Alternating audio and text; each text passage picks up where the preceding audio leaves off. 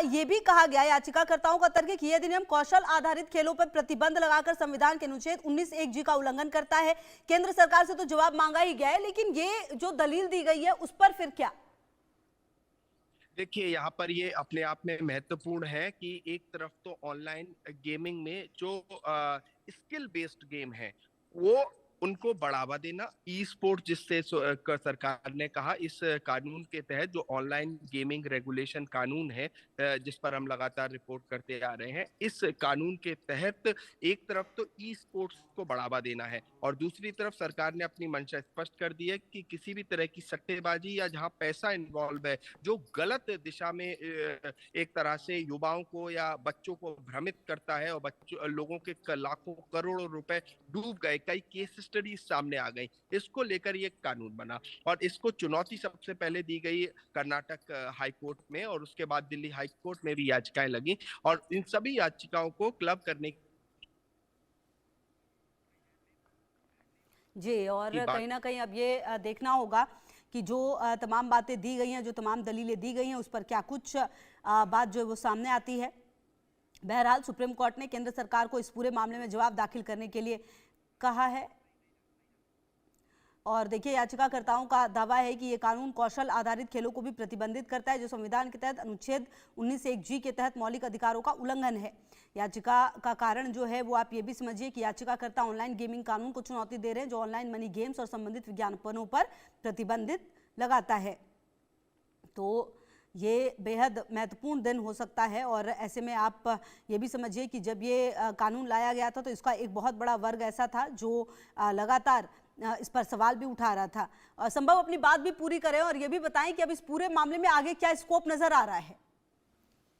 जी बिल्कुल, देखिए एक बार केंद्र सरकार खासकर आमतौर पे केंद्र सरकार की तरफ से solicitor general Tushar Mehta appear होते हैं, तो ये हमें देखना होगा कि केंद्र सरकार इस पर अपना क्या रुख रखती है। क्या केंद्र सरकार किसी भी तरह का जो जिस तरह से ये कानून बनाया है उसमें कोई संशोधन की बात सुप्रीम कोर्ट में कहती है या ये कहती है कि कानून का महत्व क्या है, क्योंकि केंद्र सरकार का जब रुख आएगा और केंद्र सरकार का ये जो कानून है ऑनलाइन बैटिंग पर 2025 का ये कानून है उस पर केंद्र सरकार का क्या स्पष्टीकरण है, क्योंकि जब सुप्रीम कोर्ट में मामला आता है और केंद्र सरकार अगर सुप्रीम कोर्ट में कुछ भी कहती है तो वो ऑफिशियल होता है और जब ऑफिशियली केंद्र सरकार कुछ कहेगी तो वो एक तरह से सुप्रीम कोर्ट इसे ऑन रिकॉर्ड लेगी और ये 2 जजों की बेंच जब मामले की सुनवाई कर रही है तो यहाँ पर तमाम पेटिशनर्स भी अपनी बात रखेंगे कि क्या जरूरत थी, क्या महत्व क्या है ऑनलाइन गेमिंग का, उस पर भी बात होगी। और इसके साथ साथ बात ये भी कि ऑनलाइन गेमिंग में बैटिंग जिस पर इतना विरोध और जिस पर इतनी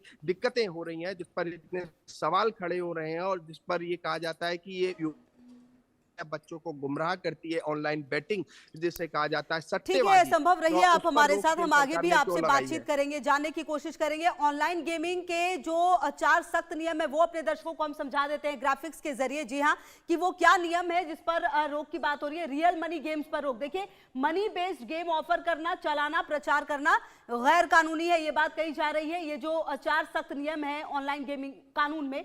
दूसरा क्या है? सजा और जुर्माना। रियल मनी गेम ऑफर और प्रचार करने वालों को सजा देने की बात भी सामने आई है। इसके अलावा तीसरा क्या है? इसमें जो सख्त नियम जब बनाए गए तो इसमें क्या नियम रखे गए? विज्ञापन चलाने वालों को 2 साल की जेल और 50 लाख तक का जुर्माना। तो मतलब आप समझिए कि अगर इस तरह का कोई भी काम करते हुए कोई व्यक्ति पाया गया तो उसे 2 साल की सजा भी हो सकती है या फिर जुर्माना भी। खास अथॉरिटी गेम्स को रजिस्टर किया जाएगा, यह भी कहा गया। गेमिंग इंडस्ट्री को जो रेगुलेट करने के लिए अथॉरिटी है वो बनाई जाएगी।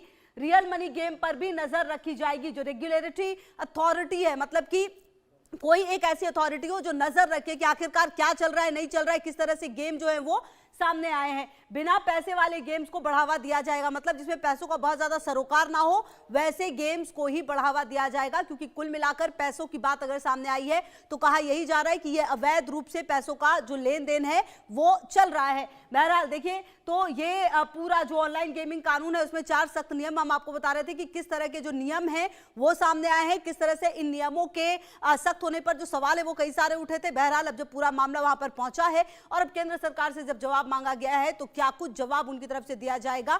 अब देखिए, एक और बात आप समझिए कि ऑनलाइन गेमिंग एक्ट के खिलाफ जो याचिका करता है इसमें क्या मांग है याचिकाकर्ताओं की।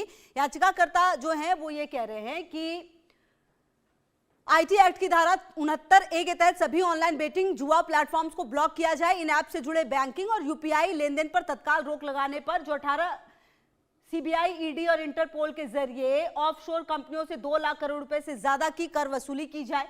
आईटी एक्ट की धारा 69A के तहत सभी ऑनलाइन बेटिंग जुआ प्लेटफॉर्म्स को ब्लॉक किया जाए, ये बात भी कही गई है।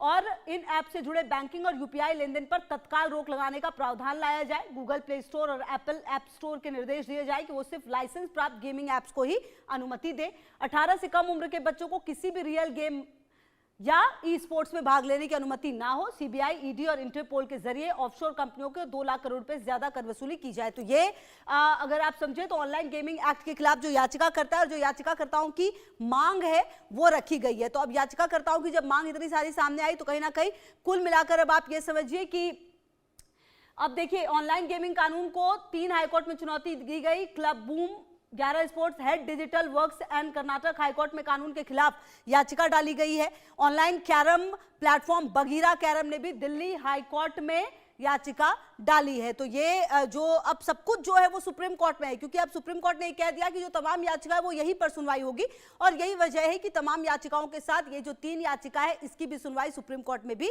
होनी है। और ये देखिए संभव की भी मौजूदगी लगातार हमारे साथ है। संभव देखिए कहीं ना कहीं ये देखना होगा कि आने वाले समय में किस तरह से अब सुप्रीम कोर्ट इस पर फैसला देगा, क्योंकि जब ये बिल लाया गया था, जब ये कानून बन रहा था तब भी कई सारे सवाल उठे थे। तब भी ये कहा गया था कि आखिरकार इसको लाने का औचित्य